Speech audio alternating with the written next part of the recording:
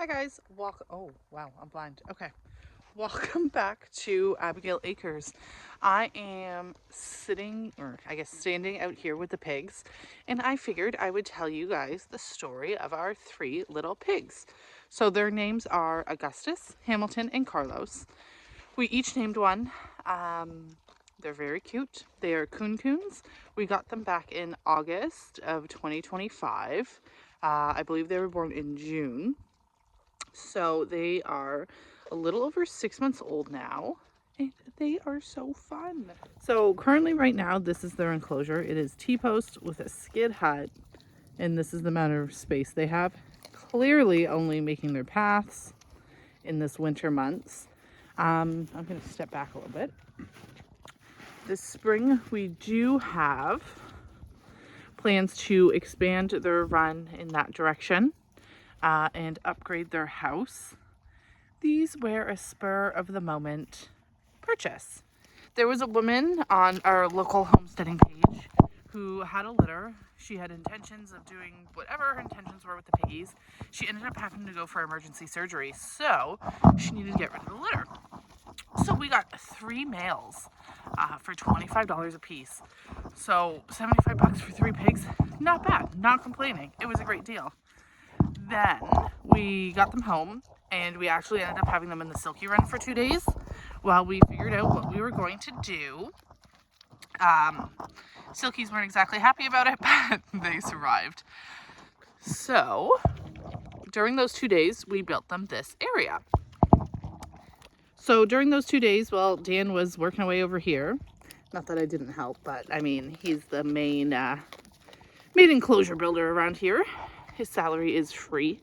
So while he was doing that, I was locating someone who could neuter the pigs for us. So I met a woman, and she offered to come out here and do it and show me how. So if anyone's neutered pigs before, you know how that goes. They're not a banding creature. They were still pretty small, but she struggled. They were already a little chunky, and I did not grow up on a farm. I was not around farm life.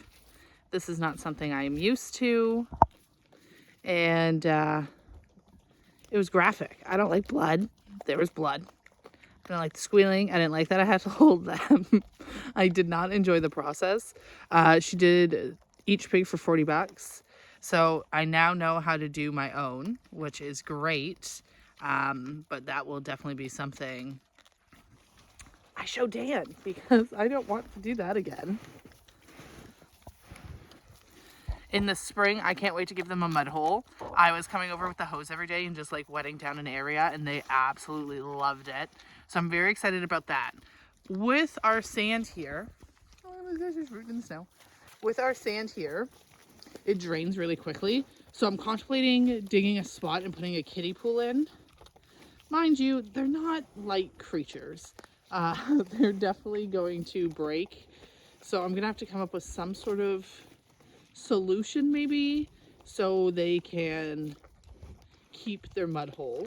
I'm hoping with expanding their pen in that direction, that'll give them enough room to live their lives. But until then, they're doing okay out here in the amount of space. They're not full grown yet, not even close. So they definitely have time to outgrow this enclosure. But we cannot wait for spring. They can't wait for spring. I can't wait for spring. I can't wait to get in here and clean it out. Every time it thaws or the snow disappears, we're in here trying to shovel it out. I know they're pigs, and I know hence the word pig pen, but I still would ideally like to have them cleaner. Right now, I got in 2 days ago, and I had to like kind of dig behind the gate. I also would like to correct that. But for a last minute enclosure, this is held up. It's done well. But there's definitely things we could improve on. So I'm very excited about those prospects. But yeah, KuneKune is not a typical meat breed.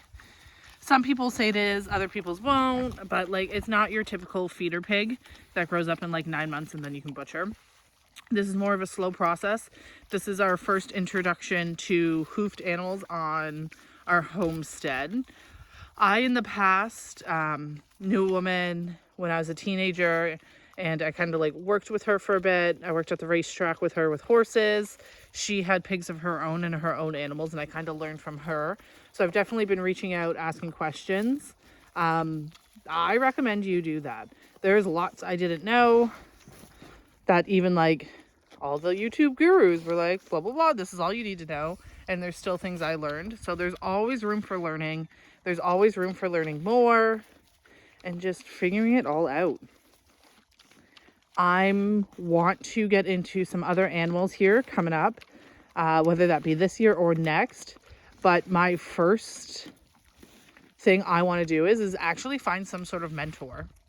I feel confident in my research skills and learning and doing things on my own. But it's always nice when something goes wrong. You can just pick up the phone and call someone that you know probably will have the answer for you. So that's definitely on my list. I don't want to get into anything that I don't know about without a mentor that I can be like, hey, like, say Augustus was walking funny. Do you know what it could be? What should I look for? Things like that. So that is my piece of advice for you. You want to get into animals of bigger size, look for a mentor. It doesn't hurt to have someone in your corner that you can learn from. So yeah, this was Abigail Acres and our 3 little pigs. Just a quick story on them and how they ended up here, why we got them, and things we plan on doing for the future. Yeah, so we'll see you guys next time. Bye.